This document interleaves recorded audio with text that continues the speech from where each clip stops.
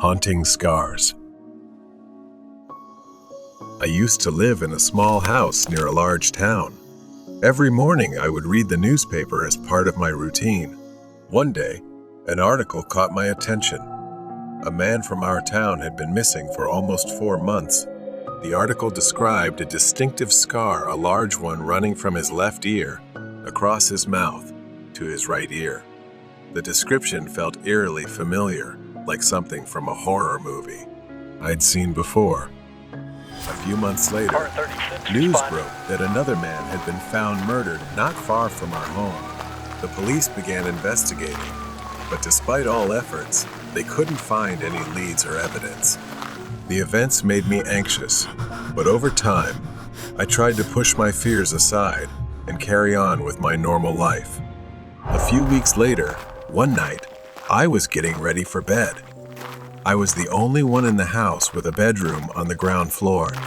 My habit was to leave the window open, as I often got too hot at night. Exhausted from the day, I quickly fell asleep. A loud noise suddenly woke me up. A sound like something had been thrown against the wall near the window. My bed was positioned right in front of the window, so the sound was especially loud and alarming.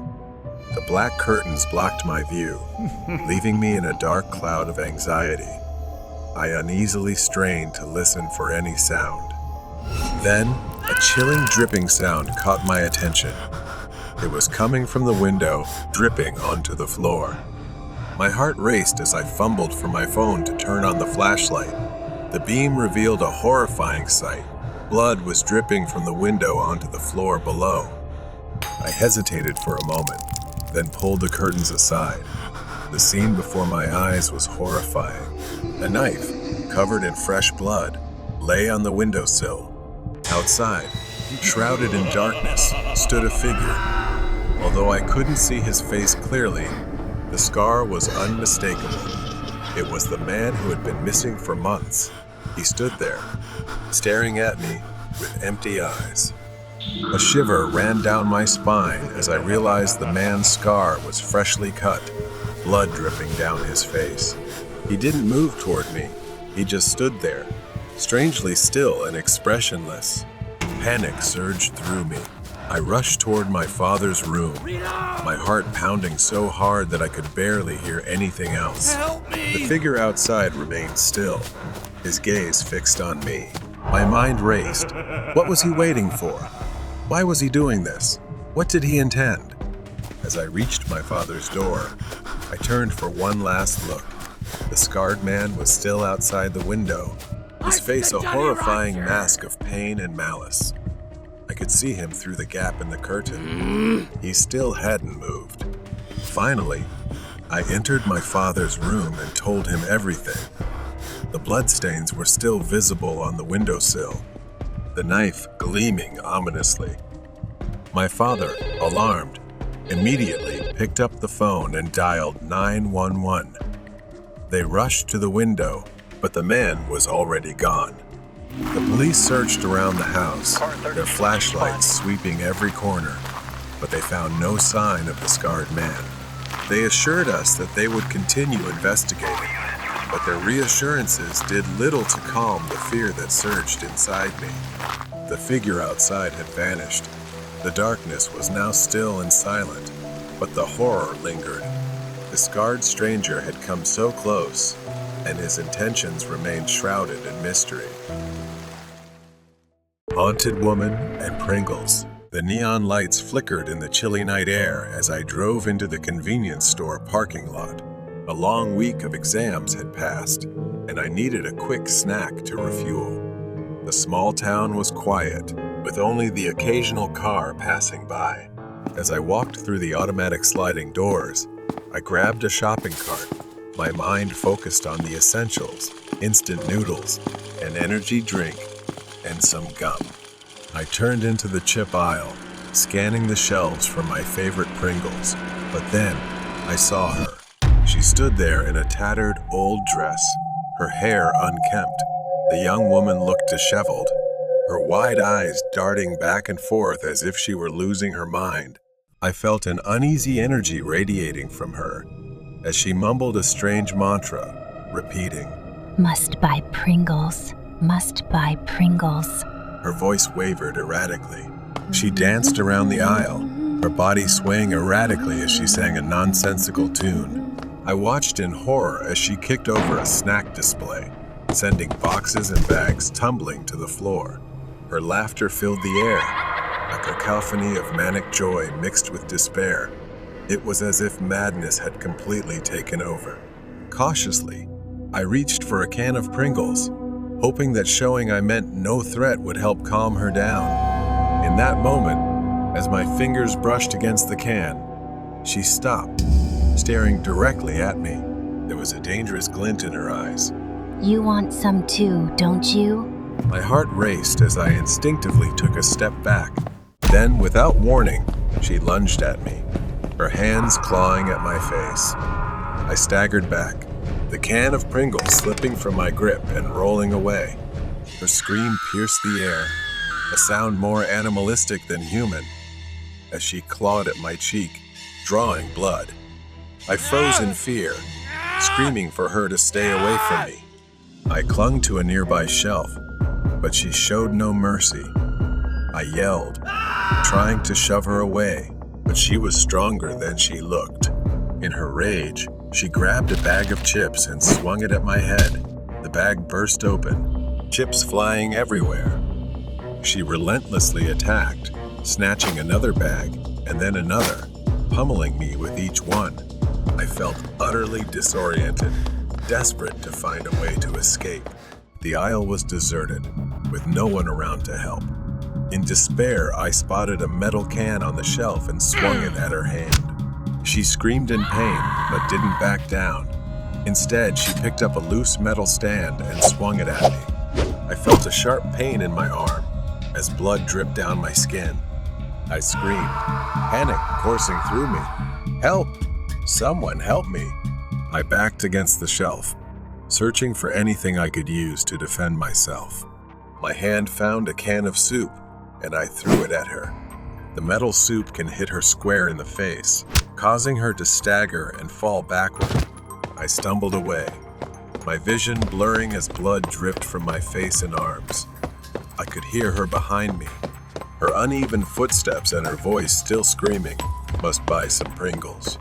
As I turned a corner, nearly slipping on the tile floor, I saw the store security guard rushing toward us.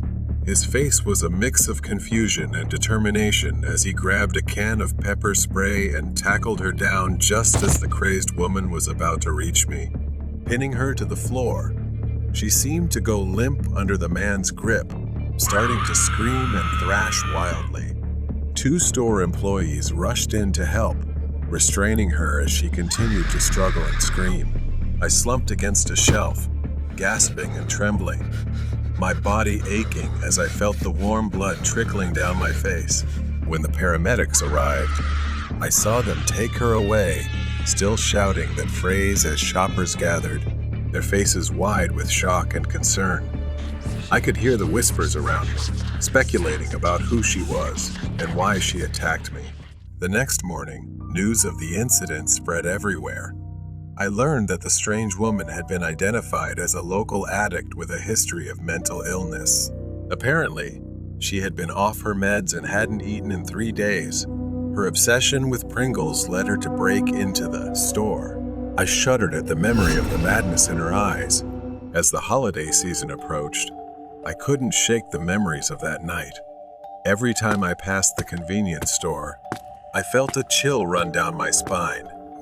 It was a haunting reminder of how quickly things could spiral out of control. One afternoon, while sitting on a park bench, I overheard a group of teenagers talking about her.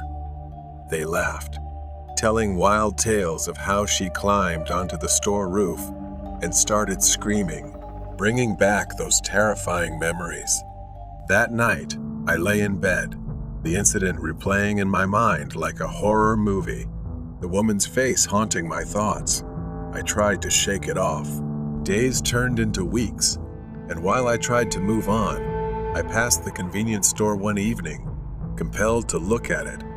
The familiar neon lights flickered, and for a moment I hesitated. As I stood outside, the sliding door opened. I stepped inside, my heart pounding, hoping to face my fears. I continued shopping in the store when a figure caught my eye. Slowly approaching from behind a shelf, it grew larger and came closer. Suddenly, as it peeked out, I was startled and fell back. A boy stood right behind the shelf holding a can of Pringles, grinning widely. I froze, my heart racing. The image of that woman flashed through my mind, and I felt panic rising once again. The days passed and the memories began to fade, but every time I passed that store, the uneasiness returned, a chill running down my spine. Seeking the truth. The city never sleeps, and Kevin does his best to make a living as a night shift taxi driver. He is a hard-working and kind man. One foggy night, as Kevin followed his usual route, he turned a corner onto a quiet, nearly deserted street and saw her. A woman stood alone under the flickering glow of a street lamp. She was dressed in black, her long hair hanging loose, and her pale hand raised to hail his taxi. Something about her seemed off, but Kevin's job wasn't to ask questions, it was to drive. The woman climbed into the back seat without a word, handing him a piece of paper with a hastily scrawled address. The address was unfamiliar to him and seemed unsettling. As they drove through increasingly deserted streets, Kevin tried to make conversation, but she remained coldly silent. When they finally arrived, a decaying, abandoned house on the edge of a forest loomed in the darkness. Kevin stopped the car, unease building as he turned to tell her they had arrived and mentioned the fare. Then Kevin turned around to find the back seat empty. The door was shut, and the woman was gone, as though she had never been there. No money, no sound, no trace. Confusion mixed with a hint of anger as he stared into the darkness. He chalked it up to a strange, unlucky night and drove away, determined to forget it. A few days later, Kevin was driving through the city again. Once more, he saw a woman standing by the roadside. She looked eerily familiar. The dress, the posture, the loose hair. Was it the same woman? Kevin wasn't sure. He hadn't paid close attention to her face last time. But this time, she seemed different. She was clutching her stomach as if injured or ill. Her face was pale and strained, as though in great pain. She looked like she was struggling to stay upright. Kevin hesitated, memories of the previous encounter surfacing, but he couldn't ignore her distress and slowly pulled over. He parked by the curb and rolled down the window. "Are you okay?" She didn't answer, her lips trembling, but after a moment, she slowly looked up. The woman's gaze met his briefly, her wide, haunting eyes struggling to utter a single whispered word. Help! Kevin wasn't the type to ignore someone in need. He told her to get in and said he would take her where she needed to go. She quietly got into the car, her breathing shallow and labored, but she said nothing more. Her presence was icy. She handed him a piece of paper. It was an address near the edge of the forest, close to the previous location. An eerie coincidence. This time, the destination was a hospital instead of an old house. The ride was bizarre. Occasionally, he glanced at her, her hand pressed tightly against her stomach, but she remained utterly still. Her breathing was nearly inaudible, like the distant whisper of the wind, hollow and empty. After what felt like an eternity, Kevin stopped the car, but a cold breeze brushed his ear, sending chills down his spine. Help me! A cold draft swept into the car, making him shiver. When Kevin turned around, the woman was gone. The rear door was wide open, and the seat she had occupied was empty. "What the hell is happening?"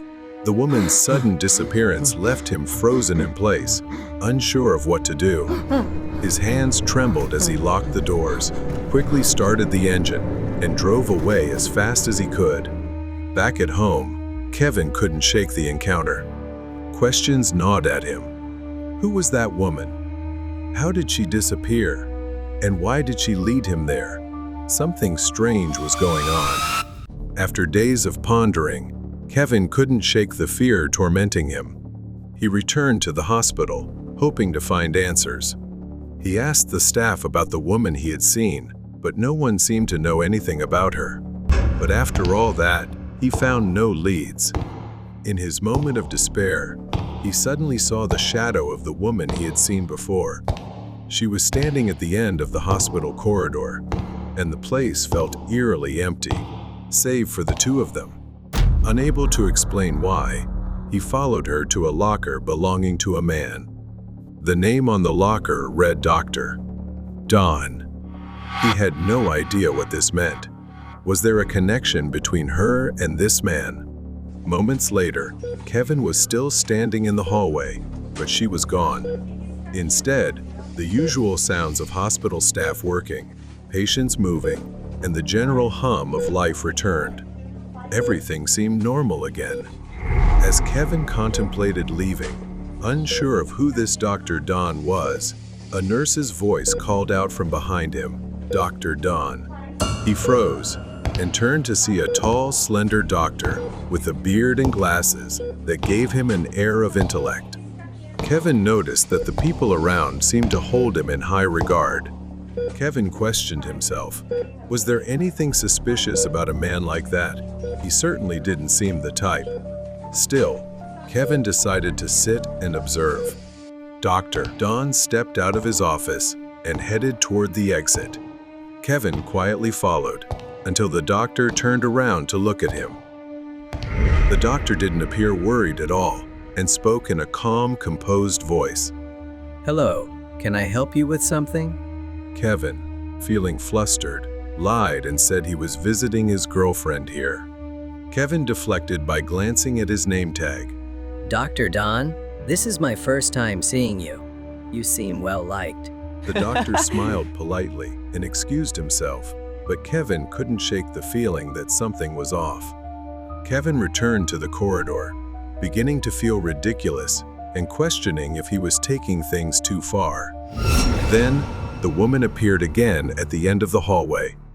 A whisper close to his ear said, Help me, please. Kevin froze, but the encounter reinforced his resolve. Maybe it was time to follow his instincts. Dr. Don's silhouette was retreating. Kevin decided to follow him cautiously, and, strangely, Dr. Don was heading toward the very house the woman had led him to before. The old, decaying, and completely isolated house. The windows of the house were nearly boarded up. After a while, Dr. Don left the house through the front door, locking it behind him. Kevin pressed himself against a pile of wood nearby to avoid being seen. Once Dr. Don was out of sight, Kevin crept to the back of the house and, to his surprise, found the door unlocked. Opening it cautiously, Kevin stepped inside. Inside was a mess of decay and foul odors.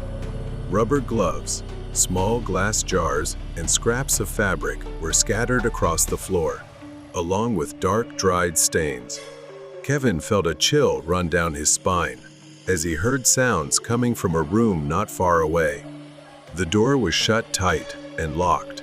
Breaking it open would cause a loud noise and be extremely risky. Suddenly, she appeared again, standing next to a cabinet. Her eyes locked onto Kevin before shifting toward the cabinet. It revealed a key hidden behind the shelf. In an instant, she vanished once more, perhaps guiding Kevin.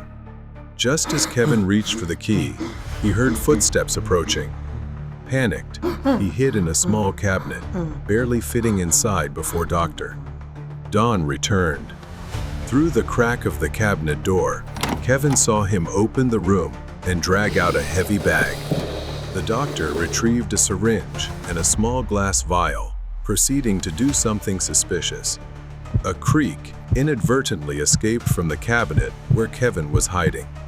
Dr. Don put his tools down and approached the cabinet. Kevin held his breath, preparing for the worst. As Dr.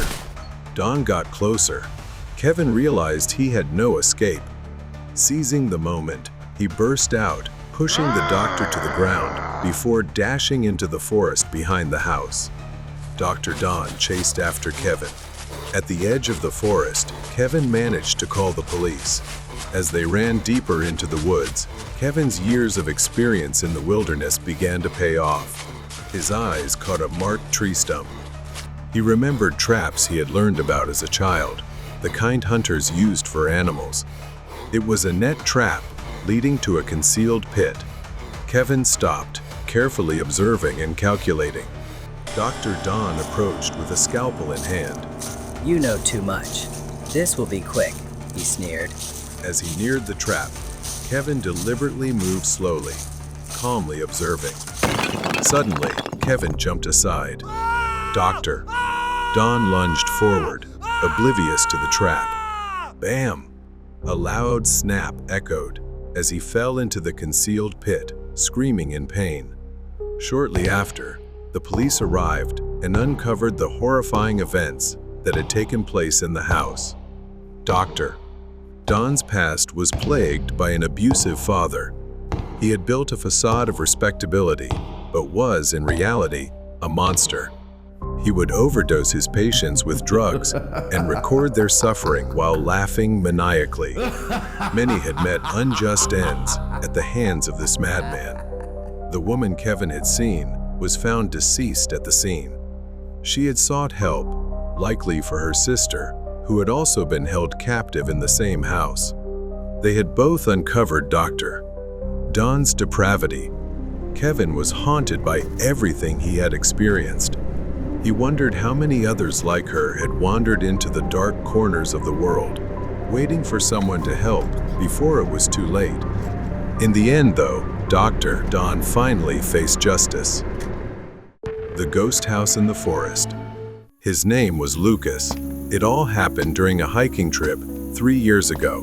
He always loved spending time in nature, and he had gone hiking near the White Mountains of Utah. Whenever he went hiking, the surrounding nature was so breathtaking that Lucas lost track of time. Realizing the sun was setting, Lucas felt a bit hungry and sat under a nearby tree. Since he still had plenty of time to get down the hill, he decided to eat first to regain some energy. But today, it seemed to be getting dark unusually fast. He took out his flashlight and shined it ahead just as a massive bolt of lightning struck in the distance. Looking up at the sky, he noticed dark clouds gathering, ready to pour down at any moment. Feeling a bit anxious now, he quickened his pace. The dark clouds rumbled above, and the wind picked up speed through the forest. After 15 minutes, large raindrops started falling. The heavy raindrops almost felt like they were piercing his skin. Lucas started running, but his foot got caught in a hole, causing him to stumble and fall. Soon, his flashlight stopped working, plunging him into near total darkness. Frightened, he somehow managed to get back on his feet. But after walking for another 10 minutes, he realized he was hopelessly lost. He checked his watch. It was 8 p.m. He should have been off the hill by now, but things kept getting worse. Suddenly, an idea struck him. He climbed the tallest tree nearby, pulled out his binoculars, and scanned as far as he could. Lucas spotted a yellow light in the distance, on the left side of the forest. He zoomed in and saw a cabin standing there. Without hesitation, he climbed down the tree and started running toward it. Desperate to survive the night, he reached the cabin, panting heavily. Knocking on the door, he called out, "Is anyone there? Please, open up." At that moment, he was nearly in tears. Then, the door creaked loudly and finally opened. A man opened the door and smiled, saying, "Dear Lord, what happened to you? Please, come in." Without hesitation, Lucas stepped inside. The cabin was old and somewhat rusty, with a small fireplace in the center. After a while, a woman entered the room. She looked weary and sorrowful. The man explained that she had been suffering from a chronic illness for a long time. She gave him an eerie smile and then mentioned her son, Jimmy. She said he was a mischievous boy who always drove her into fits of rage. Lucas forced a weak smile in response. As he looked around, he found it both surprising and strange that they lived in such isolation. There was no sign of a vehicle nearby. Lucas wondered how they managed their daily lives. Perhaps they were just accustomed to this way of living. The man led Lucas to the guest bedroom at the end of a narrow hallway and told him he should lock the door for safety, as his son Jimmy could sometimes be a bit mischievous at night. Lucas lay down, drained of energy, hoping the storm would pass while he slept. But then he heard it, a soft giggle in the darkness. A child's voice, whispering and laughing in the shadows. He had forgotten to lock the door. Lucas sat up in bed, taking a few seconds to adjust to the room's darkness. Jimmy? He remembered the woman mentioning her son, but something about her words had felt off. Pale moonlight streamed through the window. Lucas saw a young boy, around 10 years old, standing near the window, his back facing him. But when the boy turned to face Lucas, his heart skipped a beat. The boy's eyes were completely white, sunken, unblinking. They were the only thing Lucas could see. He asked, Who are you? but the boy just giggled and ran out of the room. Lucas couldn't fully grasp the horror of it yet, but unease crept into his chest. Panicked, he turned on the light and searched for his backpack. But as he looked around, he realized the room was not as it had been before. The surfaces were covered in dust and cobwebs, as if it had been abandoned for years.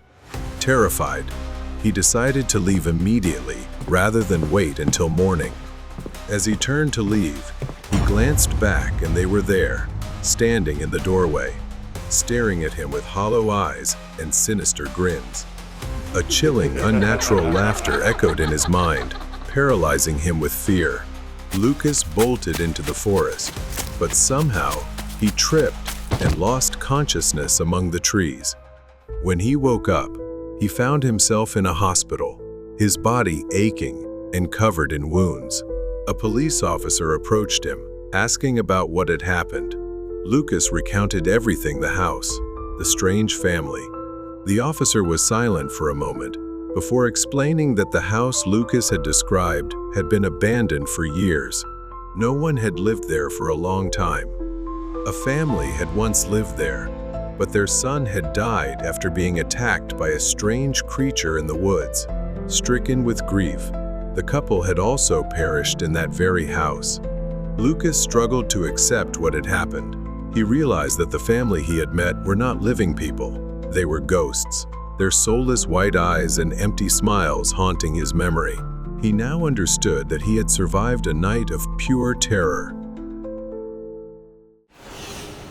The intruder and courage.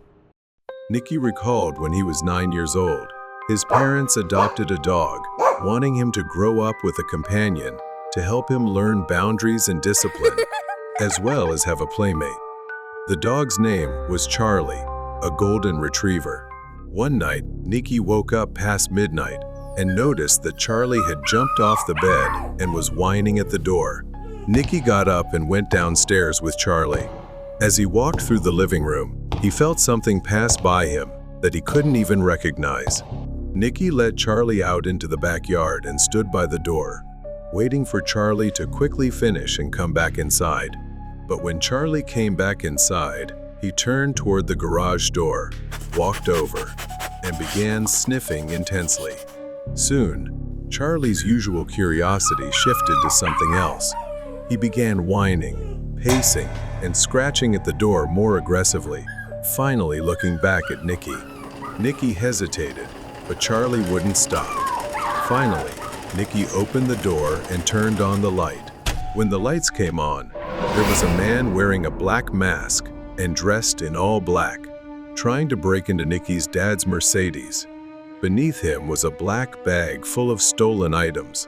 The man turned, startled by the light. Charlie immediately began barking, his deep, ferocious growls echoing through the garage. Nicky screamed for his parents, but within moments, the man reacted quickly, rushing over to grab him and cover his mouth. Charlie barked even louder, his desperation clear as he tried to protect Nicky. "Quiet," the man hissed, dragging Nicky toward the car. Charlie lunged, but the man kicked him out the door, sending him sprawling to the ground. His whimpers filled Nicky with heartbreak. Then the thief threw Nicky hard to the ground, leaving him weak and powerless. He leaned down, threatening him to stay quiet or else. After a moment, Charlie was on the other side of the door, barking again. Meanwhile, the man turned his attention back to the car, using a metal tool to try and pry the lock. Nicky sat frozen, trembling as Charlie's relentless barking continued. Moments later, the door burst open, and Nicky's parents rushed in with Charlie. Nicky's father's face contorted with anger as he took in the scene. "Let my son go," he shouted. The man turned around, grabbed Nicky, and put him in a chokehold. Nicky's father froze, and his face shifted from anger to immediate panic. It wasn't clear why until Nicky realized there was a knife pressed against his neck. The man demanded his parents step back, hand over the car keys, and let him drive away, or else he'd hurt the boy. Nicky's mother tightly held onto Charlie's collar, trying to restrain him as the dog growled and struggled against her grip. "Get the keys," Nicky's father said, his voice tense with fear. Nicky's mother turned toward the house, but her grip on Charlie slipped. The dog broke free and charged toward Nicky. The thief removed the knife from Nicky's neck, and the boy instinctively knew he would point it at Charlie. Acting on instinct, Nicky grabbed the knife and pulled it toward himself, the blade slicing through his fingers in agonizing pain. Charlie lunged forward. His jaws tore through the man's pants and clamped tightly onto his leg, causing him to scream in pain. Nicky's father immediately charged at the thief, pulling Nicky and Charlie away from him. Before the thief could react, his protective instincts took over, and he pinned the intruder to the ground, knocking him unconscious.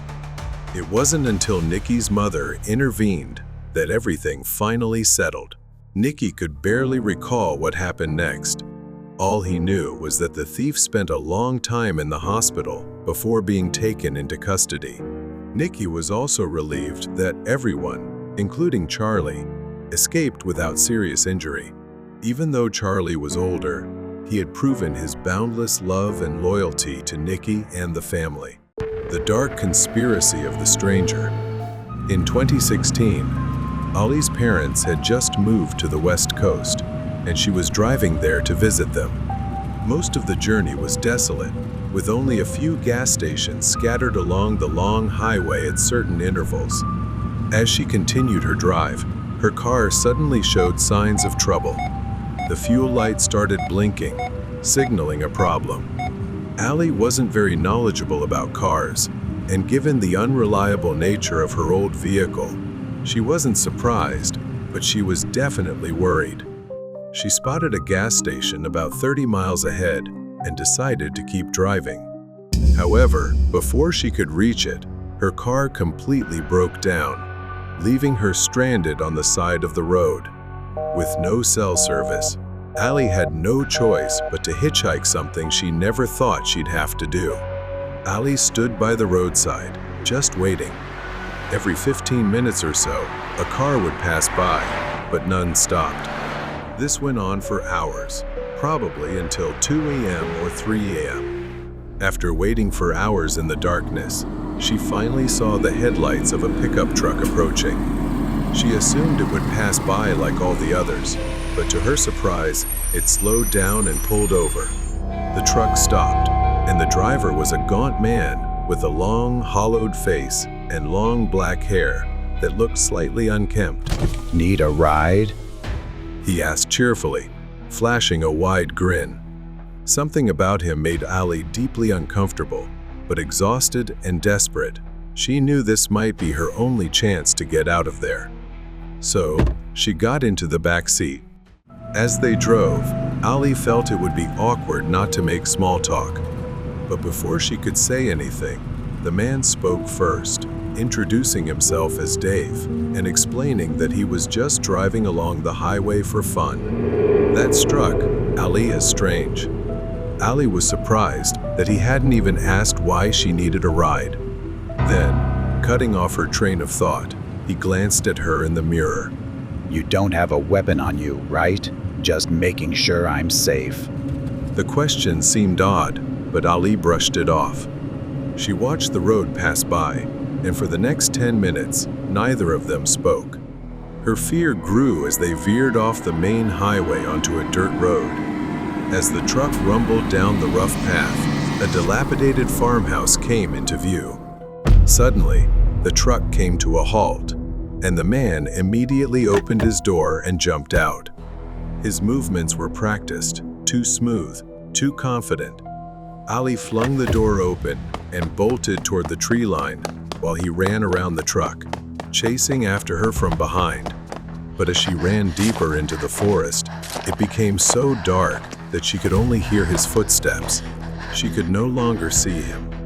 Ali's heart pounded as she held her breath, hiding behind the trees, trying not to be found. His footsteps grew closer. His eerie voice repeated over and over, taunting her. Come back. I'll take you where you need to go. I'm not trying to scare you. That made it even worse, especially since she could no longer hear his footsteps. Ali knew she needed to find her way back to the road, so she quietly moved in the direction she hoped was right.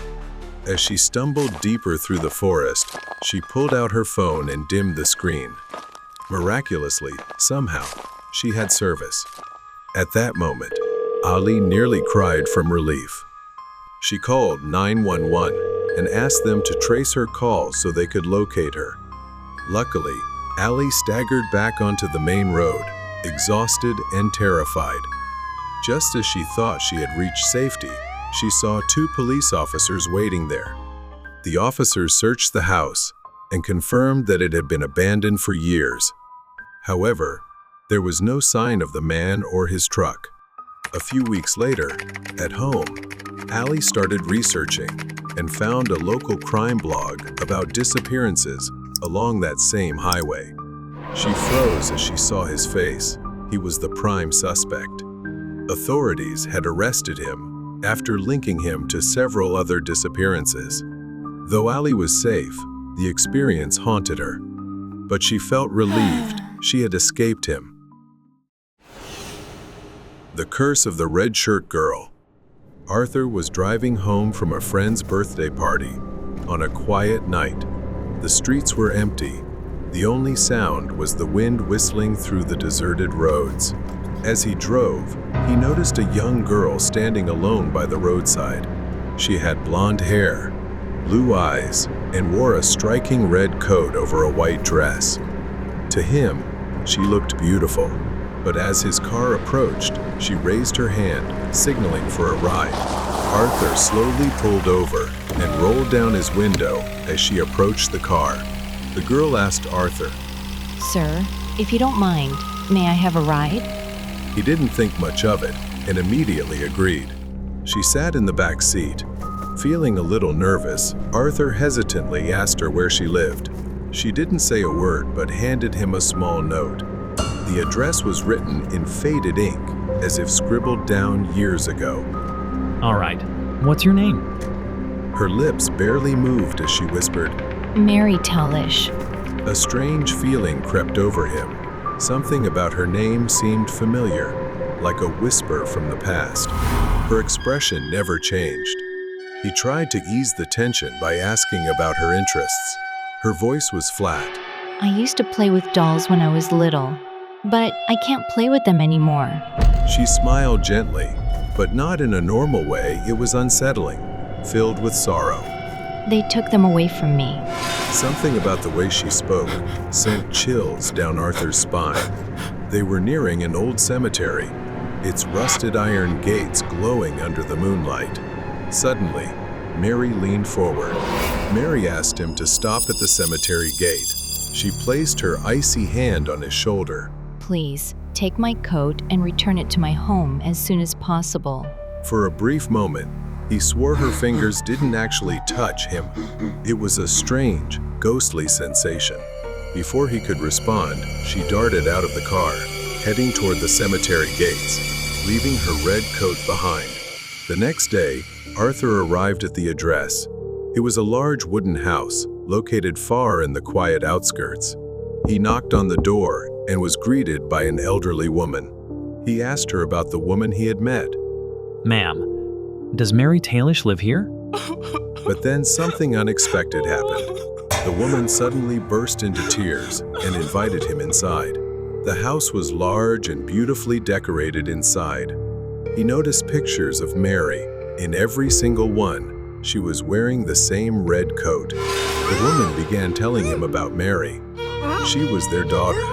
One night, while she was on her way home, a group of men kidnapped her and took her away. The mother had been worried sick.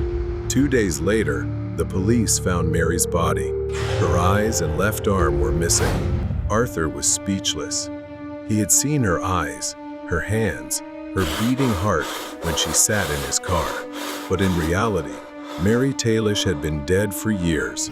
Trying to remain calm, he handed them her coat, then left. As soon as he got into his car, he saw Mary again. But this time, she wasn't the same. She was no longer human. Her red coat still clung to her shoulders, but now it was tattered and soaked in something dark. Her eyes were hollow, her skin ashen, and she gave him a chilling smile before vanishing. Arthur tried to push it all out of his mind, but for days, he kept seeing Mary in every shadow, every reflection in the window.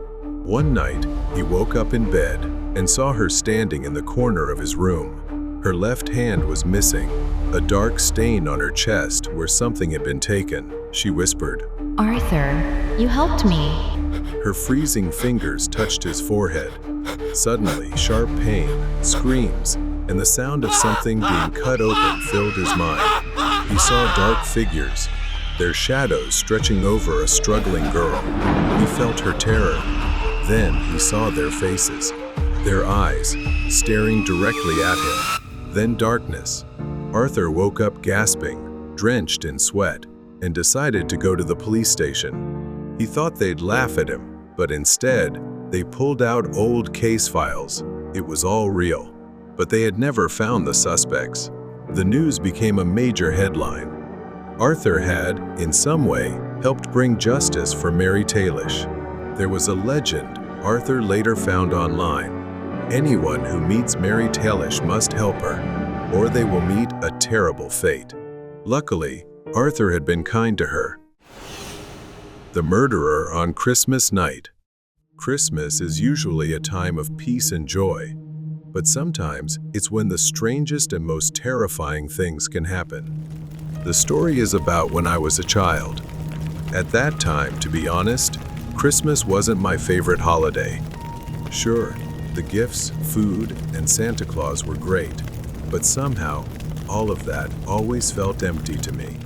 While everyone was gathered talking, I went to the dining room to play alone, and that's when everything started. At that time, I thought maybe I had watched too many horror movies, but I swear I saw someone through the window. A shadow passed by the window, just for a second. It was a person, but their face wasn't normal. The man wore a grotesque, demon-like mask. I froze in place. I moved closer to the window to see better, but there was nothing there. I thought maybe it was just my imagination. Then, suddenly, the man lunged forward with the mask, his mouth twisted into a wide, grotesque grin. He gently tapped on the window and pointed at the front door. After that, he moved away from the window and walked toward the front door. A few seconds later, someone began knocking on the door. I ran to warn my dad, but he brushed it off, thinking it was just Uncle Henry bringing in beer. He even joked that I was probably imagining everything because I was bored. My dad hesitated as he stepped toward the door, reluctantly opening it. It was Uncle Henry, which confused me even more. I didn't know what was going on. Despite Uncle Henry's comforting presence, the strange feeling I had didn't go away. I didn't know what to say anymore. I was scared, but my dad seemed to think it was just a prank. My body trembled as I went back upstairs, locked the door, and shoved a chair under the doorknob, trapping myself in my room, trying to escape the growing fear inside me. As night fell and the family gathered outside to watch the fireworks, I stayed inside, staring out of my bedroom window at the bright lights. Suddenly, someone began knocking on my room door. I was about to open it when I realized something was wrong. I looked back out the window. My mom, dad, grandparents, and uncle were all downstairs. So, who was knocking on the door? I stepped toward the door, my hand trembling as I touched the doorknob. I paused for a second, then looked through the peephole. It wasn't my parents. It was him, the man wearing the demon mask. His voice was deep, but I could still hear it clearly. There was no mistaking it. He insisted that I let him in, promising me horrors if I refused. He even taunted me, threatening to kill me like he had with other children. Terrified, the first refused to open the door, only to hear the door starting to splinter as the masked man tried to break in. I screamed for help, but they outside didn't know the danger lurking inside. In a desperate attempt to cry for help, at the same time, my parents struggled to open the locked back door, which had been mysteriously sealed from the inside. They were panicked, unable to get into the house. As the masked man continued pounding on the door, I watched in horror as the wood began to crack.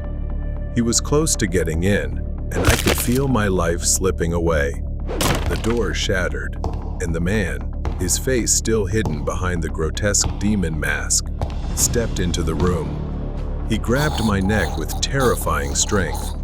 My body writhed, trying to escape his grip. My vision blurred, and for a moment, I thought this was it. But then, a loud crash sounded from outside the window. He looked up for a moment, distracted. My dad realized the severity of the situation, climbed the ladder to the window, and threw a rock through it. The glass shattered. Without hesitation, my dad climbed through the broken window and rushed into the room just in time to pull him away. He didn't stop there, though. He took a knife and lunged toward my dad. My dad tried to dodge the strike, but the blade grazed his shoulder painfully. Still, he pushed forward. As my dad desperately fought to subdue him, I grabbed a metal lamp from the bedside table and struck him on the head. He staggered back, dazed. Outside, the sound of sirens could finally be heard. We were saved at last. When they caught the man, he referred to himself as the Grinch. They said he was responsible for many child disappearances around my age, and some bodies had been found and buried in his backyard. Since that day, many months later, I still see a therapist because of that man. Every time I sleep, I dream about what would have happened if I hadn't locked my door. I survived, yes, but the nightmares will never leave me. The stalker in the forest. The sun barely peeked through the dense pine trees as I drove north, my truck loaded with skiing gear and camping supplies. This time, my friend Leo and I had planned a skiing trip in a remote area, miles away from any ski resort. After a few hours of driving, I parked my truck at the base of an area that looked decent with several hills. But I stopped there because I really couldn't drive any further due to the trees. Leo and I unloaded our gear, struggling to walk a quarter-mile to a clearing where we set up camp. It was an incredible amount of work with all the stuff we had to carry. In a small clearing among the trees, we pitched the tent, laid out our sleeping bags, and organized our gear. After setting up camp, we began hiking up the hill, carrying our snowboards and keeping an eye on the steep slopes. The ascent was quite challenging, but I felt thrilled as we climbed higher. We snowboarded down several slopes, one after the other. But as I neared the bottom of a slope, I lost sight of Leo. I assumed we'd meet at the base or regroup at camp. It wasn't unusual for us to take different paths down the hill. I called him on the radio, but all I got was static. Maybe he was still skiing and had started down alone. My eyes scanned the trees for any sign of him. When I reached the base of the hill, I walked and spotted another figure emerging from the woods. A skier, wearing a mask and dressed in layers. He approached me, seeming friendly beneath the ski mask, asking where the best hills were and if we were camping. He explained that he and his wife were looking for a good place to camp near others and asked if I could lead him to my campsite, though I really didn't want to. I pulled out the radio again, calling Leo to let him know I would be heading back to camp soon. The device crackled, a distorted noise cutting in, but there was no response from him at all. Then the man started following me, his presence behind me making me feel uneasy. Suddenly, I started hearing static from the other end of the radio, as if someone was trying to talk to me but couldn't connect. When we finally reached the tent, something felt off. I realized I hadn't seen his wife, so I asked where she was. He didn't respond. Instead, he moved closer, his movements becoming increasingly strange. But for some reason, something about his snowboard and backpack caught my attention. They felt familiar. Gray, bright orange. The snowboards tightly strapped on either side. My mind raced as I remembered. Leo had the exact same ones. For a few seconds, I thought Leo was pranking me. But no, the voice was too different. He stepped within inches of me, revealing his real face and grinning maliciously. This was not Leo. Panic surged as I backed away, stumbling into the tent. I rifled through the backpack, my fingers fumbling for the flare gun. Just as I grasped it, the man grabbed my foot sticking out of the tent. Then I suddenly felt a sharp pain in my leg. A severe tingling sensation in my leg felt like a strong electric shock, burning, and I screamed in pain. I glanced down and saw a knife embedded deep in my thigh. A scream tore from me as I grabbed the flare gun. He stepped back, but I didn't lower the weapon. I aimed directly at him. Blood oozed from my wound, staining the snow beneath me. I demanded to know where my friend was. The man's voice was calm, almost mocking, as he told me Leo was lying near the foot of the slope where we had been skiing. His words sent chills down my spine. He turned and sauntered away, disappearing into the darkness of the woods before I could fire a shot. My vision blurred from the pain, but I pressed down on my leg, trying to staunch the bleeding while I grabbed my phone and called 911. Just as I began to lose hope, a distant noise reached my ears. A rescue helicopter illuminated the snow-covered hills. With the little strength I had left, I fired the flare gun, the red light bursting into the sky. I mustered all my strength to tell them about Leo. He was found lying motionless on the hillside, his face pale. Blood stained his pants and the snow beneath him. A few days later, we were both recovering in the hospital, our wounds stitched up, but the memories remained vivid. We learned that our attacker was wanted for multiple assaults in remote areas, always hunting those who wandered too far from safety.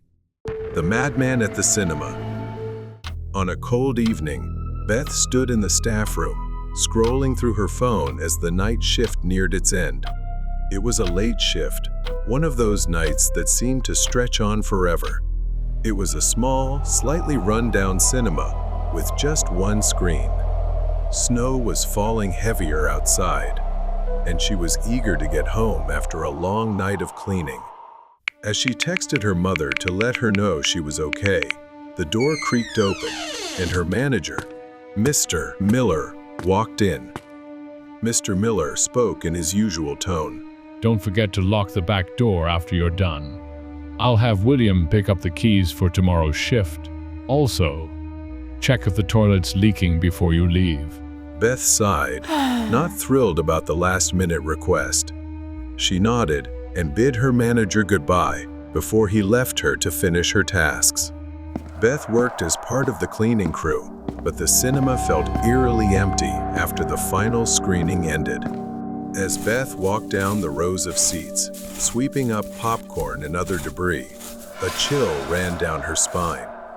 Something about the atmosphere tonight felt different, though she couldn't put her finger on it. Beth's phone buzzed, and she picked it up. It was her mom, worried about her working the night shift again, and saying it wasn't safe. Beth began reassuring her. Beth hung up. With a sigh, she turned on some music on her phone and placed it on one of the red seats in the theater as she continued cleaning. Suddenly, she heard a noise, a faint sound, almost like glass shattering. It came from the emergency exit.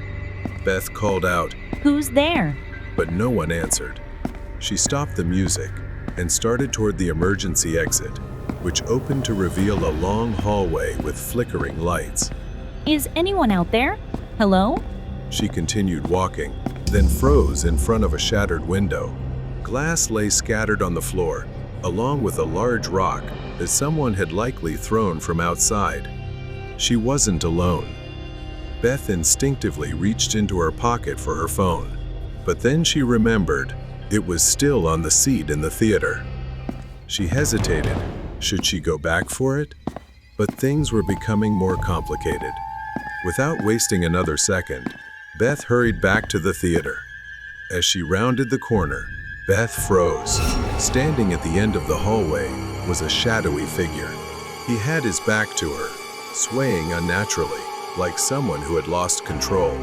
His clothes were disheveled, and his hair was a mess. Beth tried to quietly sneak away, but then he turned around, her stomach sinking as she froze in place. The light illuminated his horrifying face. He wore a sinister grin, like a grotesque mask, a mix of burns and hollow, bloodshot, crazed eyes. As she faced him, he revealed his dark intentions, saying, I've been waiting for you. I will have you. Beth stumbled back toward the theater as the man began chasing her, laughing and running like a madman. When she reached the seat where her phone lay, she grabbed it and ran deeper into the theater, hiding behind the rows of seats. Her hand reached for a mop nearby, ready to defend herself. Beth tried to call the police, but before she could speak, the emergency exit door burst open, and the man lunged in with a chilling, raspy laugh. She dared not breathe or move, but then she felt breathing above her head, freezing her in place. He suddenly appeared behind the seat, laughing in amusement. You can't hide forever, Beth. I can hear your little heart racing. Terrified, Beth ran, instinctively grabbing anything she could and hurling it at him to slow him down, throwing him off balance. Beth quietly crawled under the seats, making her way toward the exit. She was almost there and bolted for the door, but he noticed her movement at the last second and lunged at her. His icy hand grabbed Beth's hair. He yanked her back violently, causing her immense pain. Beth screamed, kicking with all her strength. Desperation surged within her as she grabbed a sharp piece of debris. She stabbed his hand, leaving a deep gash. He howled in pain, letting her go just long enough for Beth to get up and run toward the exit. She slammed the door shut, locking it and blocking it with a stick, despite his screams and pounding. I'll be back. I'll find you. She ran outside, barely noticing the cold, trembling as she called for help. Later, the police revealed that the man had been stalking Beth for weeks, even poisoning her cat to cause her grief. Beth was horrified. She had never known the man, but he had inserted himself into her life without her knowledge for a long time. Beth survived, but her life was forever changed. She was in shock, undergoing therapy, and eventually moved in with her sister. The obsession of the stalker. It was 2 years ago.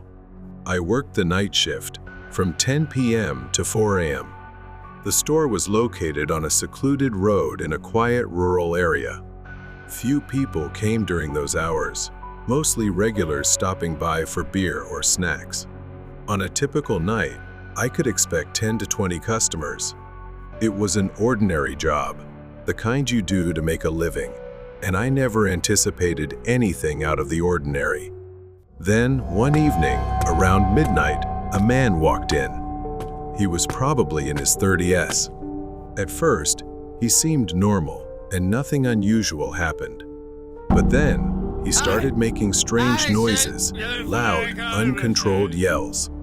At first, I thought he might have a mental disability or be unwell. My brother has a similar condition, so I felt some sympathy for him. He didn't come to the counter like most customers. Instead, he stood there, staring at the ceiling, his eyes fixed on some distant point above, making unsettling noises. I felt uneasy, unsure how to handle the situation. I tried talking to him, but he only continued making those incomprehensible, strange sounds. I kept checking outside to see if he had come with anyone, but the parking lot was empty. It seemed he had walked here from somewhere unknown. He stood there for so long, staring at the ceiling and making noises that I finally tried to get him out by handing him a bag of chips and saying, "You can go now."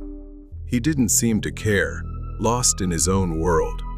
But then, suddenly he turned and walked out of the store. I felt an odd mix of relief and fear. The man was strange, but at least he was gone. About an hour later, the phone rang. I picked it up, but the moment I heard the same loud yell as before, I froze. It was him again. I slammed the phone down, unsure what to think. I started checking outside. Every little noise startled me, and I kept looking outside until 4 a.m. when my replacement finally arrived. My shift was over, and I was allowed to go home. I left the store as quickly as I could and went home. I threw my stuff on the table, ready to go to bed. But then, less than a minute after I walked in the door, the phone rang again. A chill ran down my spine. Who could be calling at 4 a.m.? I braced myself for the worst. It was him again, those unmistakable screams. Quickly hanging up, I couldn't shake the feeling that I was being watched. I drew the curtains, locked the doors, and refused to sleep until morning. During a night camera check, I saw him standing in a dark corner, just a few meters from my door, holding a knife and grinning eerily. Terrified, I thought about moving somewhere else. The next day, I went back to my night shift. While checking the stockroom, a sudden blow to the head knocked me down. Pain seared through me as everything went black. When I woke up, I found myself tightly tied to an old chair with rope in the store's stockroom. Before I could process what was happening, he stood before me, his haunted eyes glaring as he screamed about my brother. He was always loved and cared for. What about me? I was abandoned, treated like trash. He pulled out a knife and stepped closer, his face twisted with jealous rage. Realizing I couldn't escape by force, I knew I had to manipulate him psychologically and began talking to him. "Maybe you're right. I can't understand your pain, but I can help." He hesitated, his eyes flashing with a glimmer of hope. "I know you just want someone to understand you, don't you? If you untie me, I'll do whatever you want." He untied me but kept the knife in hand. I told him there was a surprise if he let me blindfold him. Using a piece of cloth from the stockroom, I blindfolded him. Quickly, I used the rope to tie him to the chair. When he realized what was happening, he began struggling violently. Keeping a safe distance, I said, "I'm sorry, but I can't let you hurt anyone else. I'll come back with help." I left, shut the stockroom door, and quickly called the police, leading them to the scene. Before they took him away, I told him, "I can't fully understand what you've been through, but I know you're not a bad person." He looked at me with eyes full of pain and inner conflict. Then he broke into tears. The police took him away, saying they would take him to a better treatment facility. I hoped my words had planted a seed of change in his mind. Back home, I found notes detailing my habits, like, "Nico returns at 4:15 a.m., turns on the living room light at 4:18 a.m." This proved he had been watching me for a long time. But now, it was finally over. Months later, I received a letter from a mental health center. It was a short note from him, thanking me. I felt a wave of relief. I decided to move to a new place, start a new job, and live a more peaceful life. Though I occasionally think about what happened, I no longer feel afraid. The final trip. Christy was an Uber driver. She enjoyed the flexibility it offered her, but she was also aware of the risks. Many people warned her that Uber might not be a safe job for a woman. She had never been scared and didn't believe such situations were real. But when you're the mother of 3 kids and struggling to give them a good life, you take risks. One night, Christy experienced a harrowing situation that proved all the warnings she had received were true. That night, at 10:30 p.m., Christy accepted a ride request from a quiet suburban neighborhood. The passenger was a man named Calvin. When Christy arrived, she saw him wearing a hoodie, avoiding eye contact. Something about his demeanor made her uneasy, but she reminded herself to stay calm and professional. That was her first big mistake. Calvin got into the car with hardly any reaction, pulling his hood down to hide his face. Many passengers did this when uncomfortable with her filming the trip, but it was also something that made her feel safer. Calvin said nothing and stared out the window, making Christy feel uneasy. She tried not to dwell on it and focused on the road, but her discomfort grew. Just minutes away from the destination, the increasingly deserted road made her fear. Her worst nightmare was coming true. Suddenly, Calvin leaned forward and pressed something hard and cold against her neck. It was a gun. He growled, "Turn left at the next exit, and don't ask any questions." She trembled, begging him not to hurt her, because she had kids at home who depended on her. But he pressed the gun harder against her. The car stopped in an isolated clearing. Calvin ordered Christy out. He turned off her phone and took the car keys. Desperation filled her as her mind raced to find a way to escape. They moved deeper into the woods. Calvin shoved her forward, the gun still pressed against her back. Reaching a clearing, he rummaged through her belongings for anything of value. He found a small amount of cash, but grumbled that it wasn't enough before continuing to search. Christy realized this was her moment to act. She pulled a can of pepper spray from her pocket and quickly sprayed it into his face. He screamed in pain, and Christy seized the opportunity to escape, running as fast as she could. Panic fueled her speed. The place was pitch dark, and Christy ran blindly, each step bringing her closer to either freedom or death. Branches scratched and cut her skin as she ran, but none of that mattered now. She just wanted to survive. Ahead, Christy spotted a light in the distance, a potential way out of the forest. As she ran, she could hear Calvin's footsteps getting closer, and her hope of escape began to fade. Another mistake happened. Christy, distracted by looking back at him chasing her, tripped over a hidden rock and fell to the ground. Pain shot through her ankle. As she tried to get up, he grabbed her by the hair and yanked it. She begged, "Please don't kill me. I gave you everything I had." In response, he threw her against a nearby tree. In pain and despair, she obeyed him, kneeling and begging for her life. Christy was waiting for something to happen, for someone to save her, but perhaps this was her chance to save herself. While he was catching his breath from running and rubbing his eyes in pain, Christy quietly reached behind her and grabbed a rock. Without thinking much, she struck him on the head with the rock. Blood streamed down his face as he staggered. Despite her twisted ankle, she ran toward the light she had seen earlier. A narrow stream, quietly flowing through the forest, caused her to pause for a moment.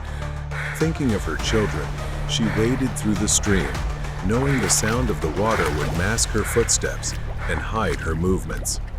The pain in her ankle was nothing compared to the horror of what would happen if Calvin caught her. She crawled through the bushes, her body aching, but her will to survive stronger than ever. When she reached the road, her body was exhausted, but she could hear the faint sound of an approaching car. Christy staggered toward the roadside, frantically waving her arms, barely able to speak. "Please, I need help. He's chasing me. Please." A woman immediately stopped her car and ran to Christy, calling the police. And that was when Christy's vision blurred as she collapsed from exhaustion. Christy, now safe, was able to assist the authorities in building a case against him, leading to his arrest and prosecution. Despite her injuries, Christy found peace and gratitude in knowing she had survived. She could see her children again. She had conquered her fear and emerged stronger. Home alone with a strange stalker. The house sat quietly in the suburban neighborhood, dark and isolated. The rain pattered against the windows, with occasional flashes of lightning hinting at an approaching storm, making everything feel more ominous than usual. Eva was watching a horror movie in the living room. Yet, every now and then, she couldn't help but glance over her shoulder, a part of her always feeling like something might be lurking behind her. After the movie ended, she went about her nightly routine, brushing her teeth, turning off the lights, and heading to bed. However, her peaceful sleep was interrupted around 1 a.m. when she heard a voice downstairs, calling her name. At first, she wasn't sure what was happening. The voice sounded oddly like her sister's, but Eva couldn't be certain, especially since her sister rarely came home. She got out of bed and walked down the hallway. The house was pitch black, the thick silence broken only by the sound of her footsteps. She entered the kitchen. The lights flickered, and Eva saw something, a knife lying on the kitchen floor, one she distinctly remembered cleaning and putting away earlier. She looked around, but no one was there. A few days later, she still hadn't shaken off the feeling. Eva tried to relax by watching TV, and at some point, she fell asleep there. While asleep, she heard a faint rustling noise. It seemed to be coming from the kitchen. A light flickered near the refrigerator. She cautiously approached. The scene sent chills down her spine. "Lily?" She softly called, but there was no response. She moved closer. Her sister appeared to be sitting with her back to the refrigerator, eating something in an almost frantic manner. Something about the way she was eating felt off. She wasn't sure it was really her sister. Exhausted, Eva chuckled to herself, thinking perhaps her sister was just really hungry, trying to steady her trembling hands. She dismissed the thought, assuming it was her sister, and went back to her room, too tired to care. The next morning, before heading to school, Eva saw her sister. Eva asked her about the strange encounter.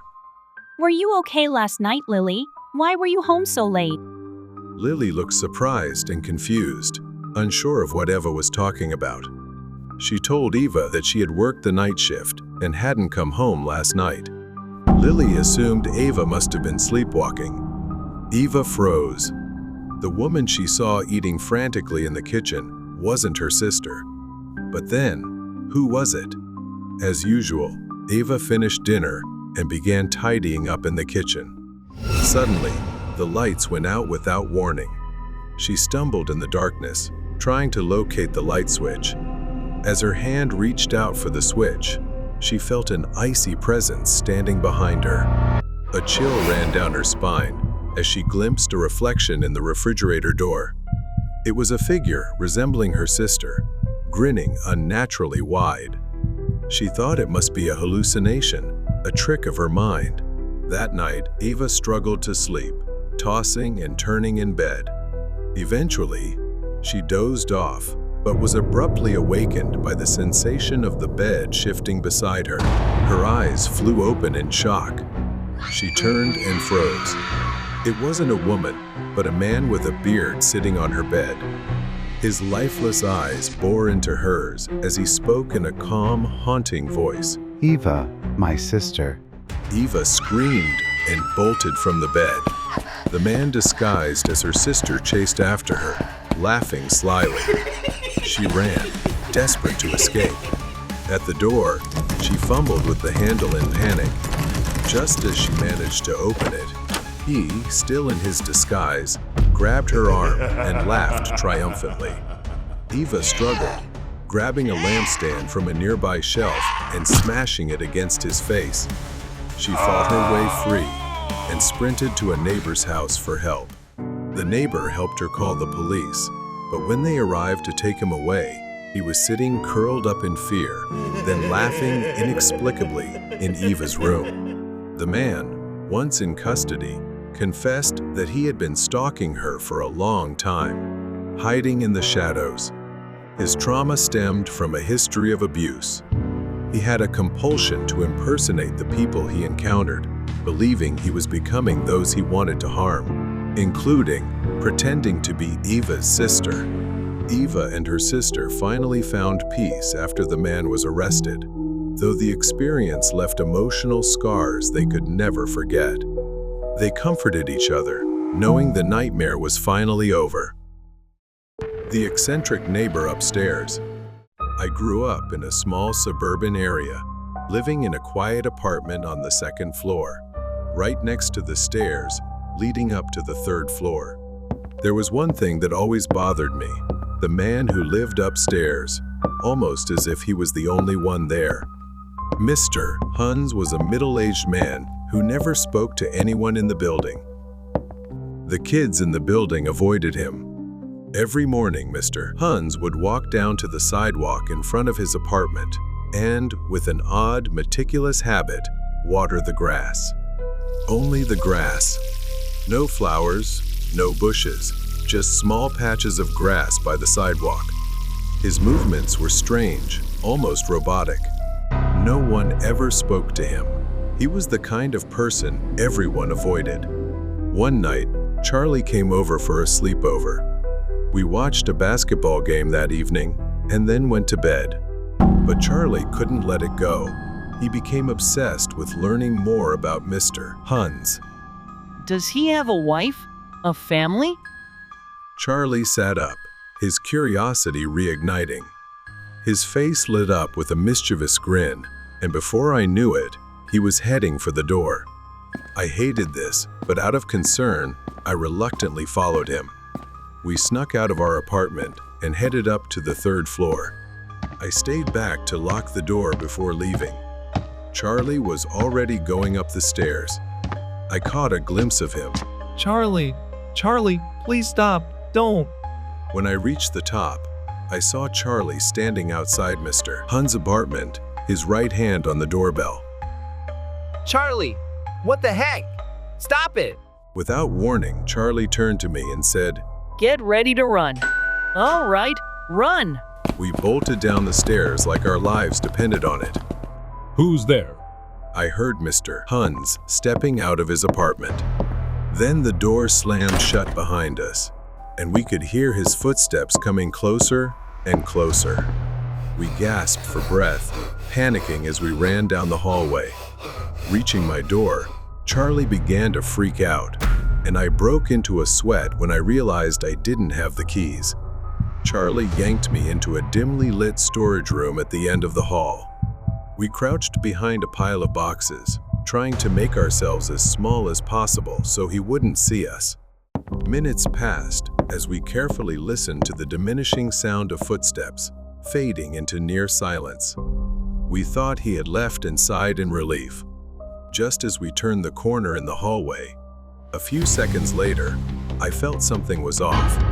Suddenly, I was grabbed by the collar from behind.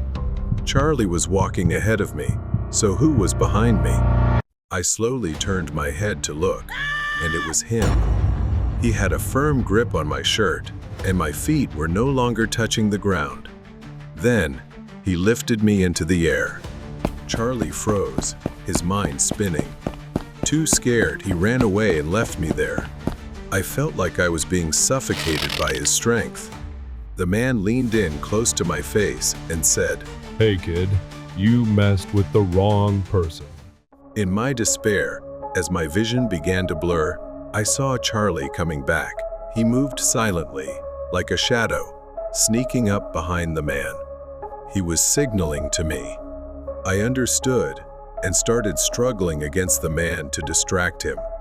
Taking advantage of the man's distraction, Charlie kicked the back of his knee, causing him to stumble and lose balance, making me fall to the ground as well. Seizing the opportunity, we escaped right then and there. Once we were outside the apartment, everything would be over. Reaching the first floor, Charlie ran to the emergency exit and banged on it, but it seemed to be locked. Realizing that we might not escape, just then, the door opened from the outside. A woman was there, asking what we were doing. I heard his footsteps growing fainter. Perhaps we had escaped. When we got back home, Charlie and I were punished. Later, he showed me a newspaper article featuring Mr. Huns. He was a former patient, someone abnormal ever since his wife had gone missing and could not be found. Despite many efforts, they couldn't find his wife. When they searched his house, instead of food in his pantry, they found jars filled with dead bugs. Many speculated that they were his food, but I think this is enough. We won't dig any deeper. In the end, perhaps we should be more cautious with our jokes and thoughts to avoid bad consequences. Reflection in the mirror. This happened when Mocha was in high school. Her school was an old building, with some parts nearly falling apart. The school had 3 main restrooms that were well maintained, but the last one was different. It was isolated from the other buildings. The floor was always filthy, and out of 6 stalls, only 3 had doors, which were barely functional. One day, Mocha found herself in a desperate situation, needing to use the restroom in the middle of class. Unfortunately, the closest option was that disgusting restroom. Since it was the nearest and she didn't want to test her luck holding it in, she had no choice but to go inside. She rushed toward the old restroom. As soon as she stepped inside, a horrible stench filled her nose, the most disgusting smell she had ever encountered. Mocha hurried into the last stall, which was much cleaner than the others, and tried her best to avoid touching the filthy floor. Afterward, Mocha went to the sink to wash her hands. The restroom was eerily silent, with only the sound of running water. Just then, she heard a faint knocking. Confused, she slowly turned off the faucet. Silence. For a moment, she thought she was imagining things, until the sound came again. She glanced at the mirror, but couldn't see anything. The surface was covered in grime. So Mocha grabbed a tissue and began wiping the mirror. Through the fading haze, she saw something moving, and then she finally saw it. Something pale, something bony. She didn't want to believe her eyes, but there it was, a hand reaching out from one of the stalls, tapping on the door. However, when Mocha quickly turned around, the fingers had vanished. Her heart pounded, but she convinced herself it was just her imagination. But that was when the nightmare began. When Mocha looked into the mirror, she was horrified, unable to believe what she was seeing. In the mirror, her reflection was smiling back at her. But it wasn't just an ordinary smile, it was distorted, grotesque. Mocha's real face was frozen in fear, lips pressed tight, but in the mirror that was not her. And then, Mocha heard the knocking again. To her horror, she saw her reflection knocking on the mirror, trying to grab her attention, beckoning her with the other hand. It whispered. A faint sound, as if it was coming from inside her head. "Come closer." At that moment, her feet felt glued to the ground. She wanted to run, but her legs wouldn't move. Then, from the corner of her eye, the stall door creaked open inch by inch, something oozing out from within. Mocha couldn't breathe. The air in the restroom turned freezing cold. Then, a long skeletal hand emerged. Its claw-like fingers scraped against the grimy tiles, leaving deep scratches. But it didn't stop there. Behind her, another sound a leg, a twisted limb. Its head snapped to the side like a broken doll, smiling as it crept toward her. And in the mirror, her reflection reached out, grabbing her wrist. Its sharp nails dug into her skin, pulling her toward the glass. Mocha screamed, struggling to break free from its icy grip. Overwhelmed with fear, her vision blurred. Staggering backward, she grabbed a soap dispenser and hurled it at the mirror. The glass shattered into countless shards, the sharp sound snapping her back to reality. She screamed. The stall door burst open. Mocha ran, stumbling, crashing onto the hallway floor. In that moment, she felt something brush against her hair from behind. In sheer panic, she ran without looking back. Back in class, Mocha tried to tell her friends about her horrifying experience, but they dismissed her, saying she was imagining things. From that day forward, no one believed her. She never returned to that restroom again, terrified of what she had seen. The memory of that day haunted her endlessly. She became paranoid about mirrors, always doubting their reflections, unable to look at them for too long, always needing to cover them up. Even to this day, Mocha does not want to know what she truly saw, but for the rest of her life, she will never forget what stared back at her from the mirror. From that day on, she developed a deep, unshakable fear of mirrors. Warning in the mirror. The stadium erupted with energy, filled with thousands of cheering, shouting, and clapping fans. It was Nana's first time attending a live football match with her dad, and she was beyond excited watching the game, enjoying popcorn, even though she didn't fully understand the match. Nana finished a large cup of Pepsi and started feeling a tingling sensation in her stomach. She thought she needed to use the restroom. Since the restroom was nearby, she decided to tell her dad she'd go by herself and be back soon. The hallway was now eerily silent and empty. Nana's footsteps echoed against the tiled floor as she approached the women's restroom at the end of the corridor. Just as she reached for the door, a voice. Nana. She froze. That voice. It sounded just like her mother's. She turned toward the flickering light of the narrow passage. There, standing in the dim shadows, was a woman. Mom? Is that you? Nana couldn't see her face clearly enough to be sure. The woman, eerily resembling Nana's mother, insisted on taking her to a cleaner restroom at the end of the hallway. Despite her confusion, Nana felt an inexplicable pull and followed the mysterious woman. The woman walked ahead of her.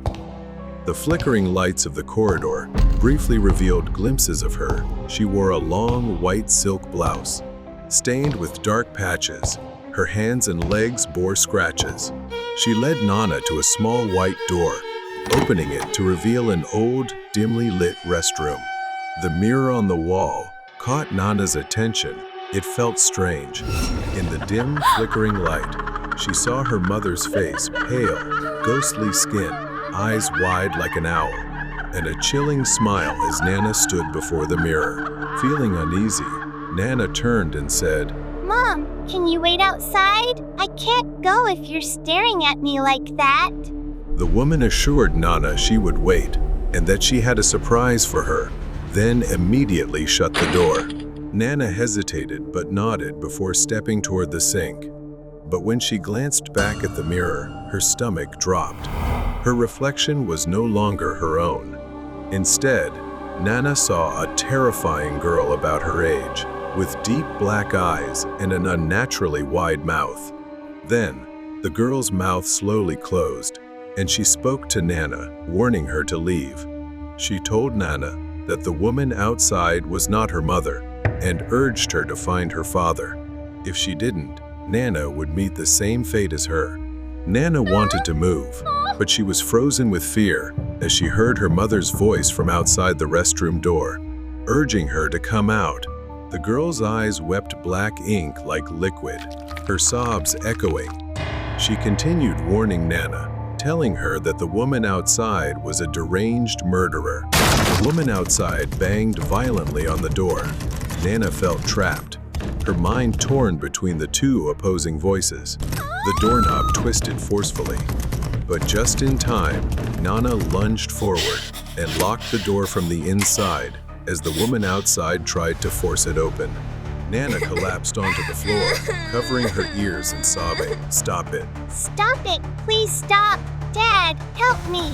And then, she didn't know when she lost consciousness.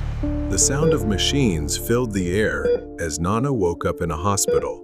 Her father sat beside her, his face pale and trembling. Her father recounted that after realizing Nana had been gone too long, he searched for her with the security team and found her lying on the floor of an abandoned restroom. After reporting it to the stadium management, they uncovered a horrifying truth. A year ago, a mentally ill woman had taken her daughter's life in that very restroom before ending her own. Though shaken, Nana felt grateful that the trapped spirit of the little girl in the mirror had tried to save her from the same fate. Both she and her father prayed that the ghostly girl who saved Nana could now finally rest in peace. The mysterious harmony from the ancient piano. Nee, a young woman in her early 20s, stepped into a small, dimly lit antique shop in a quiet neighborhood. The shop was cluttered with antiques, old books, worn furniture, dusty frames, and a few musical instruments scattered around. The air reeked of aged wood and forgotten memories. Nee walked past the counter where the shopkeeper stood. He stared at her with wide, unblinking eyes, as if he had been waiting. His face was gaunt, his skin pale. He smiled, but it wasn't a friendly smile. It was strange. "You found the piano. It's calling you. It will begin soon." The word sent a chill down her spine, since she hadn't mentioned the piano. The atmosphere grew odd. She decided to look around briefly and leave quickly. Then, Nee's gaze landed on a piano, old and tucked away in the corner of the shop. Despite its age, its darkened wood seemed to exude a mysterious allure. She brushed her fingers lightly over the keys. The instrument's delicate beauty starkly contrasted its eerie presence, making it irresistible. She approached the counter to face the man again. This time, she noticed his hands were marked with faint, dark scars, as if burned or clawed repeatedly, the lines deep and jagged. She decided to take the piano and leave.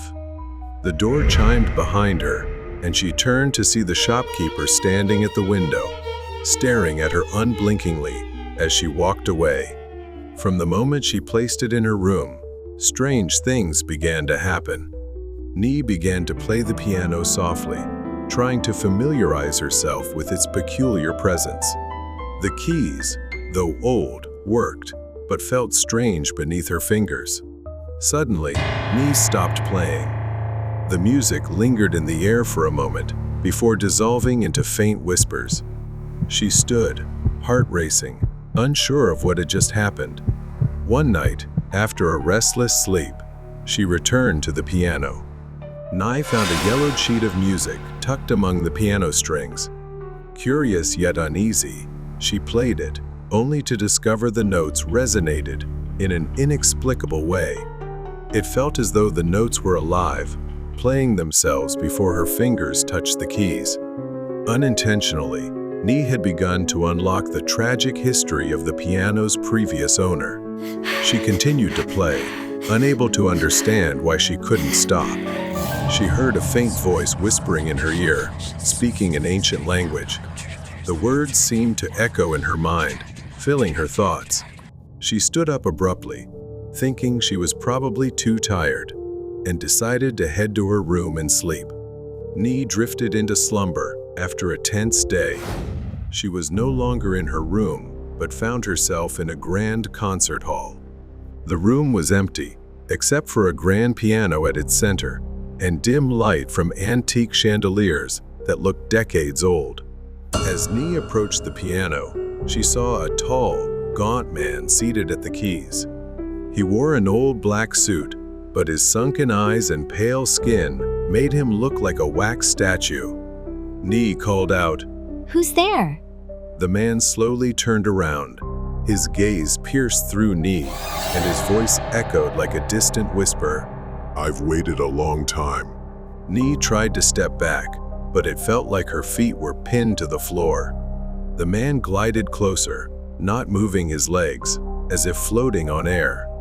Then the man pointed toward an old table nearby.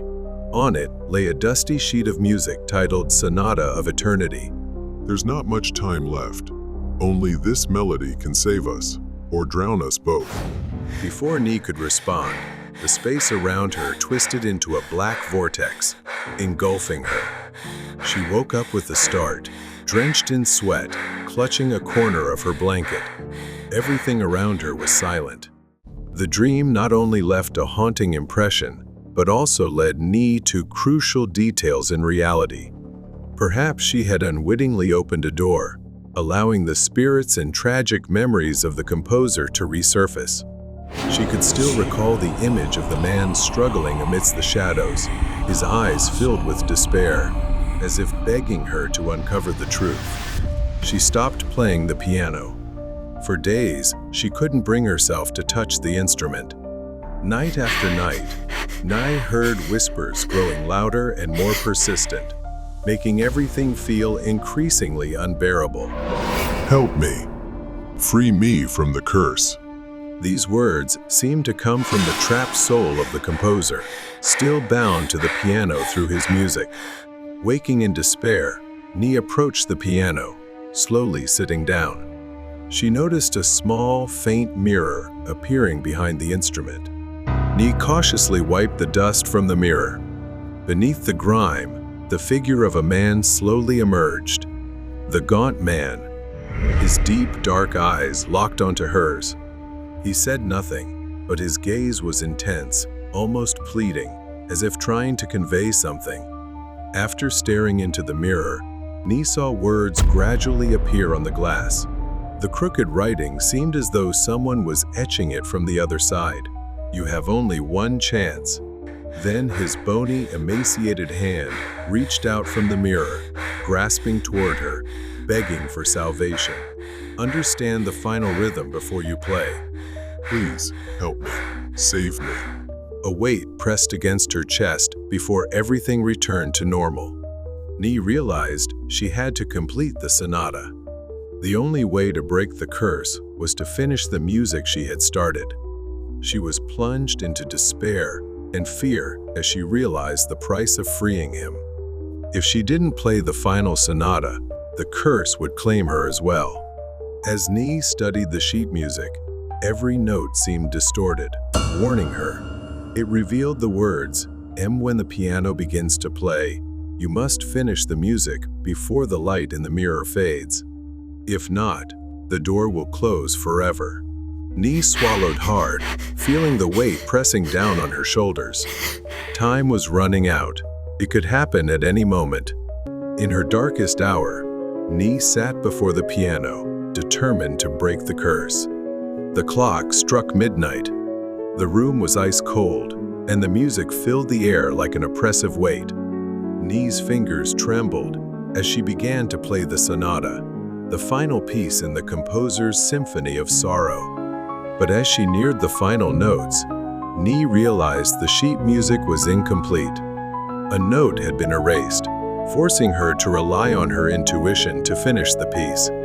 She couldn't stop now. Then the mirror behind the piano shattered. Startled, she paused for half a second but couldn't stop. The gaunt figure of the man seemed to crack with the mirror, his eyes filled with despair. Save me. Be careful. If you fail, you will take my place, he cried out, his voice laced with agony. Nee played the final note, placing all her faith in her intuition. In the last moment of the sonata, the piano emitted a piercing sound. A brilliant light burst from the mirror, and she felt the entire room being drawn into the vortex. The man's figure vanished, and the room suddenly fell silent. In the ensuing silence, the figure in the mirror was gone, leaving behind a whispered, "Thank you." The room felt lighter, as if both their burdens had been lifted. When the light faded, Nee found herself sitting in her quiet room, all the strings of her instrument broken, and the mirror shattered. Exhausted, Nee collapsed on the piano. Perhaps everything was truly over, and fortunately, she had completed it. But deep down, Nee didn't know if she would ever truly escape the haunting melodies that had once drowned her. Mysterious man on the cruise ship. Our large family gathered for dinner, celebrating my grandparents' 50th wedding anniversary. The ship was filled with laughter and chatter as we enjoyed dinner on the last night of our cruise. This was my first time on a cruise. My sister, cousins, and I were incredibly excited, running around the ship.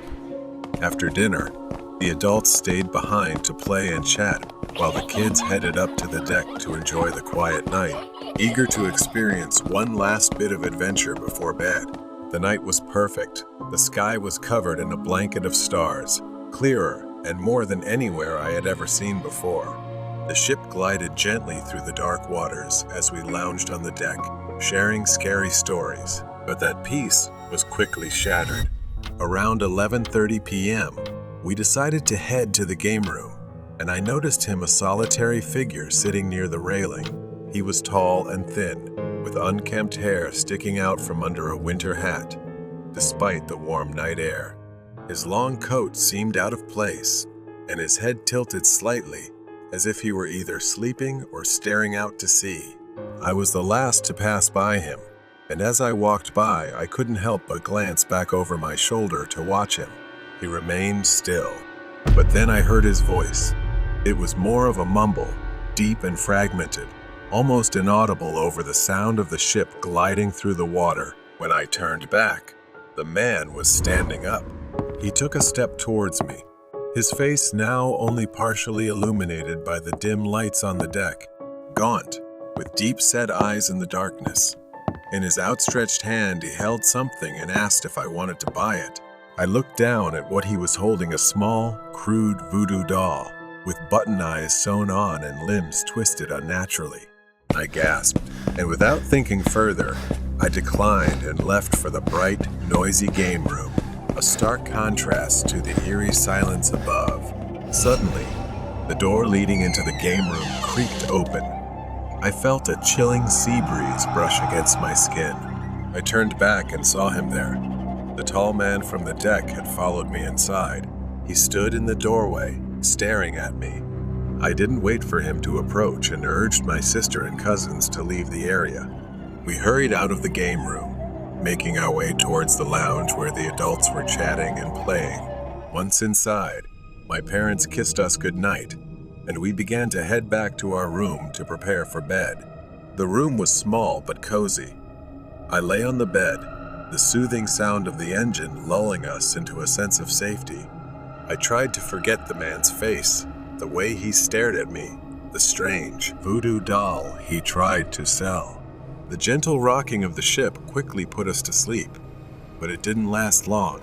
Around 1 a.m., I was jolted awake by a horrifying scream. It was my sister. When I turned on the light, I saw him there. The man from the deck was sitting in the corner of our room, hunched over one of the chairs, his knees nearly touching his chin due to his height. Then he slowly stood up.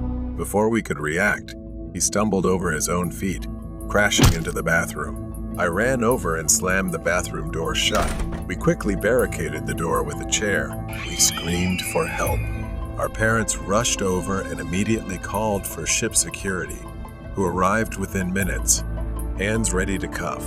The security team opened the bathroom door, dragging the tall man out. His eyes were wild, and he mumbled incoherently, his long limbs flailing awkwardly as they restrained him. We later learned that the man was not a registered passenger on the ship. He wasn't on the manifest, and no one could figure out how he got on board. They suspected he had some sort of mental disorder. When they tried to question him, he barely responded, and they locked him in a holding cell below deck for the remainder of the trip. I returned to my room and lay on the bed, staring up at the ceiling. Even though the man was now locked below deck, an unsettling anxiety still enveloped me. Hours passed, and sleep came in short, restless bursts. I jolted awake again, this time to a faint noise. At first, I thought it was my imagination. Then I heard it again, a faint dragging sound, as if something was being pulled across the floor. I held my breath, straining to listen. The sound stopped, replaced by a slow creaking. My heart raced. It was coming from the bathroom. I sat up, my hands gripping the edge of the bed. The bathroom door was ajar, and I stared at it, but there was nothing, just the open door and a chilling silence. I gathered my courage and swung my legs off the bed. I slowly walked toward the bathroom. As I reached the door, my hand trembled. I pushed it open.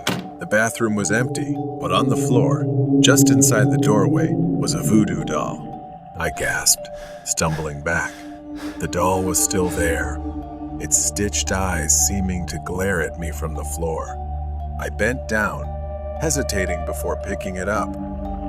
The doll was made of coarse, dirty fabric, its stitching uneven, and it felt heavier than it should, as if it carried something dark. Suddenly, I heard a whisper, just like before when the man had given it to me on the deck, as if the doll itself were alive, trying to say something to me. I dropped the doll, my hand trembling. The temperature in the room dropped sharply, and a cold gust of wind swept through, even though no windows were open. My breath quickened as I stared, frozen in place. The doll began to move. It slowly slid across the floor, getting closer to my bed. Then suddenly, my bedroom door swung open, revealing the tall man standing in the doorway, his gaunt figure silhouetted by the dim hallway light. His eyes no longer held the wildness they once had. Instead, they were empty. Suddenly, the lights flickered as if responding to an unseen force. The man took a step closer, his movements jerky and unnatural, like a puppet controlled by invisible strings. In a panic, I pushed the man with all my strength, and to my surprise, he fell to the ground like a puppet with its strings cut. But even as he lay there, motionless, the doll continued to move. Without hesitation, I grabbed the doll and ran to the window. My hands trembled as I tried to open it, but eventually, I managed to. The cold night air rushed in, and with all my strength, I threw the doll into the sea. The doll vanished into the dark waters below, swallowed by the depths of the ocean. For a moment, everything was silent. The whispers ceased, the lights flickered once more, and then everything fell still. The man on the floor suddenly vanished, his form seemingly dissolving into the air in an inexplicable manner. We stood there, stunned, unsure of what had just happened. I fell to the floor, trembling. Perhaps it was all over. The nightmare was finally over. The next morning, we packed up our things and left the room without looking back. When I reached the desk, the cruise staff looked puzzled as we recounted our encounter with the man, who had been found dead right there for no apparent reason. It had happened suddenly. I sensed that he and that doll had some connection that I couldn't comprehend. As I stepped off the ship, I couldn't shake the feeling that the man, whatever he was, and the doll carried something dark, and that we were the targets. I could still feel its chilling touch on my skin, and deep down, I knew we had escaped something far worse than we could comprehend. The secret of the black umbrella. Last June, I had just moved to the city to attend college. Heavy rain soaked the campus as I trudged toward the dormitory, my luggage drenched. I walked through the courtyard, and my eyes caught sight of a black umbrella lying on the ground. At that moment, I wanted to find its owner, but I couldn't see anyone around. Reluctantly, I picked it up, thinking I would try to find its owner later. So, I decided to take the umbrella to the dormitory. But when I got to the dorm, I had to rush to change out of my wet clothes and prepare for bed. In the meantime, I hung the umbrella up and almost completely forgot about its existence. Outside, the rain continued to fall. After a long day and soon feeling exhausted, I prepared to sleep. As I lay down, the thought of the umbrella crossed my mind, but I brushed it aside. I woke up at midnight, feeling cold despite being under a thick blanket.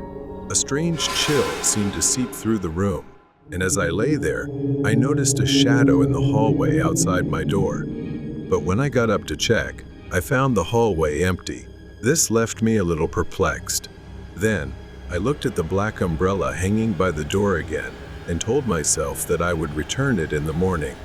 The next morning, my roommate found me feverish, my skin damp and my body weak. The dorm manager allowed me to stay in bed and rest while my friends went to class. I lay there, dozing off intermittently, the sound of rain pattering against the window only adding to my fatigue. As I slept, I heard footsteps echoing in my room, slow and cautious, as if someone was approaching. My eyes opened wide, but I was too weak to move. I felt a figure hovering beside me, suspended by the bed. Gathering all my strength, I turned my head, and my breath caught in my throat. Standing next to me was a young man, drenched in wet clothes, water dripping onto the floor. I couldn't understand how he got in. I hadn't heard the door open. Then what was peculiar was that in his hand, he held tightly onto the handle of the black umbrella. But the scariest thing was the bloodied, pale, gaunt face, the sunken, distorted eyes of the young man glaring at me with anger. I sat up in fear. He stepped closer, lowering the umbrella and raising his hand, reaching towards me as if to corner me against the wall. I stepped back as the young man leaned closer, his voice hoarse with anger as he demanded the black umbrella back. He made me feel terrified, and I screamed. As he pushed me against the wall, his rage overwhelming, I felt myself slipping away, dizzy with fear. I accidentally hit my head against the wall behind me. The last thing I remembered was his hateful gaze. When I opened my eyes, I saw the dorm manager standing next to my bed, worry etched on her face. She asked if I was okay, saying she heard me scream. I struggled to explain what I had seen, my words tumbling out in a jumble. I was confused about how to answer her. Then she and I looked down at the floor. At that moment, I was startled to see that the black umbrella I had hung at the door was no longer there. Instead, it lay beside my bed as if it had moved on its own. A chill ran down my spine, and I told the manager about the figure I had seen, the young man holding the umbrella. The owner of this umbrella had come here to reclaim it. She didn't say anything after listening, only silently picked up the umbrella. Her demeanor surprised me. It seemed she knew something. She began to tell me the story about that umbrella. Years ago, there was a student living in my dorm, a hard-working young man from a difficult background. He worked multiple jobs to pay for his education, and despite his struggles, he was well-liked by everyone. The young man's father, an unusual man with a gambling addiction, tracked him down. After stealing all the money the young man had saved for his tuition, he vanished without a word. Heartbroken and crushed, the young man's spirit became bleak. Until one day, the entire dorm suddenly erupted in chaos after a loud noise rang out from the balcony. Teachers and friends were shocked to discover that he had thrown himself from the balcony. The young man's body lay motionless in a pool of blood, and no one dared to approach to help. The manager said she was there that night. Compassionately, she stood in the rain, holding the umbrella over him until his body was taken away in an ambulance. After the incident, due to the chaos, her umbrella was lost somewhere untraceable and gradually faded into obscurity. A strong gust of wind shook the door, and both of us jumped and looked up. In the doorway, I saw a figure, a young man, soaked and pale, standing just outside. The manager seemed to recognize him immediately. Suppressing her fear, she stepped closer to the apparition, her voice trembling as she spoke soothing words about his pain and loss. Any resentment within the young man seemed to dissipate. After that, everything ended, and I no longer saw that student. My manager continued to oversee my dorm. The black umbrella remained, hanging beside her in the office as a memento of the deceased student. Whispers from the mirror. I never thought that agreeing to sleep over at Thomas's house would lead to a nightmare. Thomas was always a bit odd, but as his desk mate, I'd grown used to his quiet nature. He was shy, and our conversations were mostly one-sided, with me doing most of the talking. Thomas was shy and strangely odd, but over time he began to open up. He smiled more often, though there was something unsettling about his smile that I couldn't shake off. One day, out of the blue, Thomas invited me to sleep over at his house. At first, I hesitated, but my curiosity about his mysterious family got the better of me. But as soon as I arrived, something felt off.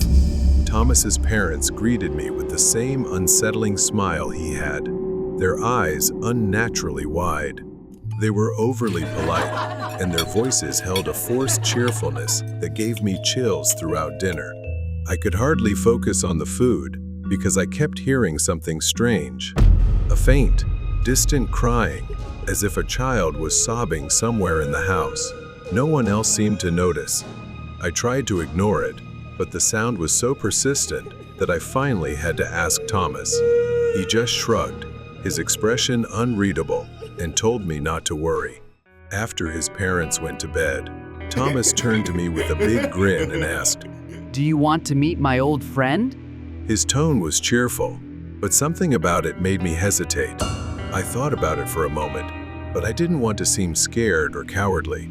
So I nodded, trying to hide my unease. We tiptoed down the dark hallway, the only light coming from the moon outside. I was most surprised by the Donovan family's apparent fascination with mirrors, lining them along the hallway walls. At the end of the hallway, we stopped in front of a large object covered by a cloth. The sobbing sound grew louder, echoing off the walls. Thomas stopped and whispered, "Don't worry. If he looks at you, just make sure you look away quickly, and you'll be fine." I didn't understand what he meant, but before I could ask, he pulled off the cloth, revealing an ornate mirror. Its intricate carvings wound around the frame like vines. But the most unsettling part was the sound of the crying. It seemed to come from within the mirror itself. I stared, as if hypnotized, as my reflection faded. Instead, a boy stood there, a boy I didn't recognize. I wanted to believe it was some kind of optical illusion, but then the boy turned and slowly started walking toward me. "Who is that, Thomas?" I asked him, but Thomas didn't answer. He just stood there with a puzzled smile. His face looked stretched and distorted like in a funhouse mirror, his lips curving into a strange smile as he reached out, pressing his hand against the glass. Suddenly, his fingers started pushing through the surface of the mirror, reaching toward me. I couldn't move, couldn't scream. Thomas yanked me away, shouting at me to look away. He pulled my arm, and I stumbled back, gasping for breath as I moved away from the mirror. His laughter echoed faintly, then faded as he slipped back deep into the mirror. We hurried back to Thomas's room, where he quickly locked the door behind us. Then we climbed into bed. When Thomas finally fell asleep, I lay there, my mind spinning. I had to get out of that house. I quietly slipped out of bed and headed for the door. Footsteps echoed behind me. Panicked, I hid behind the nearest door, Peeking through a crack, Mr. Donovan, Thomas's father, walked past, holding a mirror. His voice echoed down the hallway. He's gone. Without another thought, I rushed down the hall, desperate to escape. Around me, mirrors reflected different terrified faces, followed by the wailing cries of children. I finally reached the garage, slammed the door shut behind me, and grabbed my bike. I pressed the button to open the garage door. As soon as the door opened, I saw Mr. Donovan standing in the doorway, his face twisted in rage. He lunged toward me, stumbling in his haste, and the mirror he was holding slipped from his hand. It shattered on the floor into pieces. Long, bony arms reached out from the shards, grabbing Mr. Donovan. His screams echoed through the garage as the hands pulled him into the broken glass. Terrified, I jumped on my bike and pedaled as fast as I could, leaving the house and the horrors inside it behind me. I didn't stop until I was far from the Donovan house. When I finally looked back, the house was just a distant silhouette.